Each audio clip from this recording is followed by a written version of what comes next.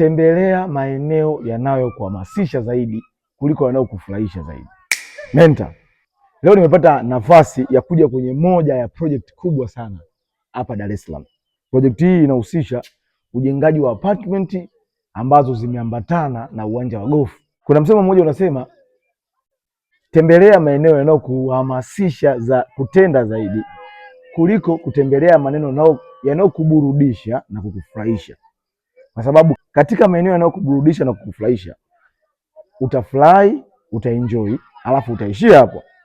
Lakini katika maeneo yanayokuhamasisha zaidi yatakufanya ubadilike kimawazo, ufikirie kwa ukubwa na kwa upana zaidi, lakini yatakusaidia kuota ndoto kubwa na kuzielekea. Lakini pia yatakuonyesha uwezekano wa kuweza kutimiza yale mambo unayoyaona. Sasa leo hapa nimekuja kuview hapa, nimekuwa inspired sana. Kwa hiyo hata wewe penda kutembelea maeneo yanayokuhamasisha. Mentor.